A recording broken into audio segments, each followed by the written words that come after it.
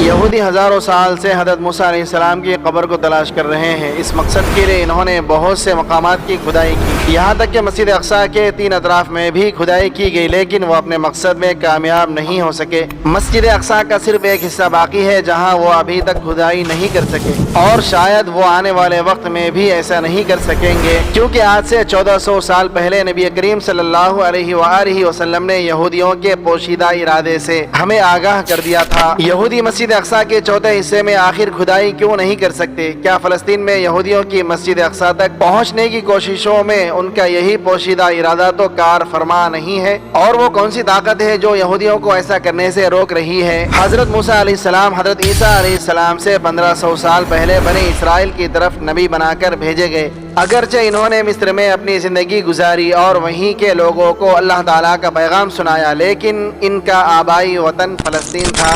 حضرت یعقوب علیہ السلام کے بیٹے حضرت یوسف علیہ السلام جب مصر کے بادشاہ بنے تو وہ اور ان کے اہل و عیال مصر میں ہی رہنے لگے۔ حضرت موسیٰ علیہ السلام بنی اسرائیل کے انہی مہاجرین کی نسل میں سے تھے۔ آپ بنی اسرائیل کے خاندان میں اس وقت پیدا ہوئے جب فرعون کے حکم پر بنی اسرائیل کے تمام لڑکوں کو قتل کرنے کا حکم جاری کیا گیا تھا، لیکن اللہ رب العزت نے اپنی قدرت سے حضرت موسیٰ علیہ السلام کو فرعون کے ہی گھر میں پروان چڑھایا۔ حضرت موسیٰ علیہ السلام نے فرعون کو اللہ تعالیٰ کا پیغام سنایا اور فرعون کی سخت دشمنی اور مخالفت کے باوجود کلمہ حق کو بلند کیا۔ انہیں بے پناہ مشکلات اور پریشانیوں کا سامنا کرنا پڑا۔ بالآخر اللہ تعالیٰ نے فرعون کو نیست و نابود کر کے حضرت موسیٰ علیہ السلام اور ان کی قوم کو مصر میں آباد کر دیا۔ حضرت موسیٰ علیہ السلام کی وفات کے متعلق ہمیں حضرت ابو ہریرہ رضی اللہ تعالیٰ عنہ کی زبانی معلوم ہوتا ہے کہ جب حضرت موسیٰ علیہ السلام کی موت کا وقت قریب آیا تو حضرت اسرائیل علیہ السلام آپ کے پاس تشریف لائے اور کہا کہ میں آپ کی جان لینے آیا ہوں۔ حضرت موسیٰ علیہ السلام نے حضرت اسرائیل علیہ السلام کو اتنا زوردار تماچا مارا کہ ان کی آنکھ پھوٹ گئی۔ انہوں نے بارگاہ الہی میں جا کر تمام صورتحال بیان کی اور کہا کہ یا الہی، تیرا بندہ ابھی موت کے لیے تیار نہیں ہے۔ اللہ تعالیٰ نے فرمایا کہ جاؤ اور جا کر موسیٰ سے کہو کہ وہ ایک بیل کے اوپر ہاتھ رکھے، اس کے ہاتھ کے نیچے جتنے بال آئیں گے ہر بال کے عوض اس کی 1 سال کی زندگی بڑھا دی جائے گی۔ حضرت اسرائیل علیہ السلام واپس حضرت موسیٰ علیہ السلام کے پاس تشریف لائے اور انہیں اللہ تعالیٰ کے فرمان سے آگاہ کیا۔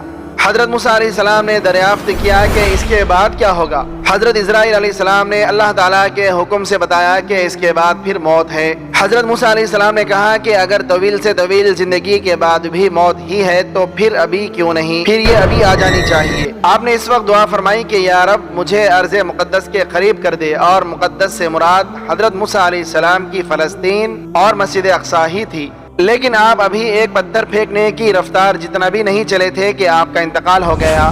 حضرت موسیٰ علیہ السلام کی موت کے حوالے سے قصص الانبیاء میں منقول ہے کہ حضرت موسیٰ علیہ السلام ایک مرتبہ فرشتوں کی ایک جماعت کے پاس سے گزرے جو کہ قبر کھود رہی تھی۔ آپ نے دریافت کیا کہ یہ کس کی قبر کھودی جا رہی ہے؟ تو فرشتوں نے کہا کہ یہ اللہ تعالیٰ کے ایک نیک پیغمبر کے لیے کھودی جا رہی ہے۔ اگر آپ سمجھتے ہیں کہ آپ اللہ تعالیٰ کے وہ نیک پیغمبر ہیں تو اس قبر میں لیٹ جائیے، اللہ تعالیٰ کی طرف رجوع کیجئے اور ہلکے ہلکے سانس لینا جاری رکھیے۔ آپ نے فرشتوں کی ہدایت پر عمل کیا اور قبر میں لیٹ گئے۔ کچھ ہی دیر کے بعد حضرت موسیٰ علیہ السلام کی موت واقع ہو گئی۔ فرشتوں کی جماعت نے آپ کی نماز جنازہ ادا کی اور آپ کو وہیں پر دفن کر دیا۔ ہم جانتے ہیں کہ یہودی حضرت موسیٰ علیہ السلام کو اپنا پیغمبر مانتے ہیں اور ان سے والہانہ عقیدت بھی رکھتے ہیں۔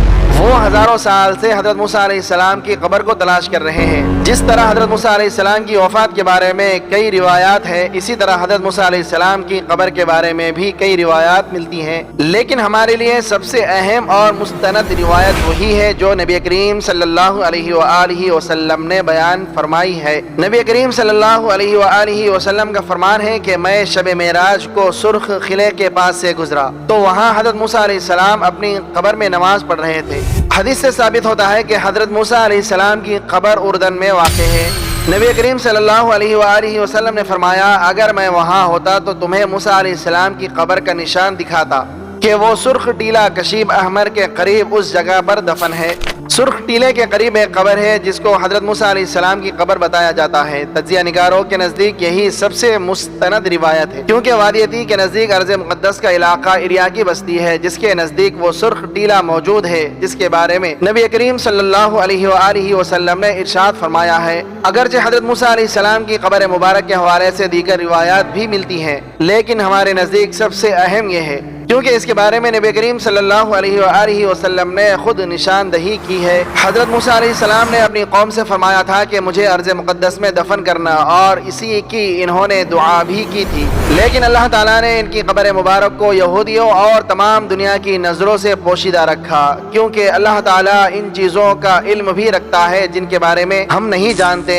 नबी करीम सल्लल्लाहु अलैहि वसल्लम ने फरमाया कि अल्लाह ताला ने हजरत मूसा अलैहिस्सलाम की कब्र मुबारक को यहूदियों से इसलिए पोशीदा रखा कि अगर इनकी और इनके भाई हजरत हारून अलैहिस्सलाम की कब्र मुबारक यहूदियों पर आश्कार हो जाती तो यहूदी इन्हें अपना रब बना लेते। इसकी एक झलक हम देख चुके हैं कि इसी बनी इसराइल के लिए जब हजरत मूसा अलैहिस्सलाम को मबऊस किया गया तो इन्हें रब का बेटा कहना शुरू कर दिया, लेकिन यहूदी हजरत मूसा अलैहिस्सलाम की वफात से लेकर आज तक मुसलसल इनकी कब्र की तलाश में है। इस मकसद के लिए इन्होंने बहुत से मकामात पर खुदाई की जिनके बारे में यह मशहूर था कि यहाँ पर हजरत मूसा अलैहिस्सलाम की कब्र हो सकती है। इन्हीं कोशिशों में इन्होंने मस्जिद अक्सा के अतराफ में भी खुदाई कर डाली, क्योंकि इनका ख्याल था कि हजरत मूसा अलैहिस्सलाम की कब्र मस्जिद अक्सा के आस पास ही हो सकती है। इन्होंने बहुत गहराई तक खुदाई की, लेकिन ये नाकाम रहे। सिर्फ मस्जिद का बाईं तरफ का हिस्सा बाकी बचा है जिसकी खुदाई नहीं की गई। अब आप यकीनन हैरान हो रहे होंगे कि अगर इन्होंने बाकी अतराफ में खुदाई कर डाली है तो वहाँ पे खुदाई क्यों नहीं की गई। तो इसकी वजह यह है कि माहिरीन का ख्याल है कि अगर मस्जिद अक्सा के इस हिस्से में खुदाई की गई तो पूरी की पूरी मस्जिद अक्सा जमीन बोस हो जाएगी। इस वजह से वो मस्जिद अक्सा की उस जगह खुदाई करने से बाज रहे, लेकिन इन्होंने मस्जिद अक्सा की बुनियादों तक को खोद डाला है। वो ताबूत सकीना और मजहबी सहीफों की तलाश के दावेदार थे। उस वक्त वो मस्जिद अक्सा को गिराकर मुसलमानों की मुखालिफत मोल नहीं लेना चाहते थे, लेकिन अब तमाम दुनिया के सामने है कि वो मस्जिद अक्सा की तरफ मुसलसल पेश कदमी कर रहे हैं। इस सिलसिले में वो मासूम फलस्तीनियों पर जुल्म और सितम की इंतहा को पहुंच चुके हैं।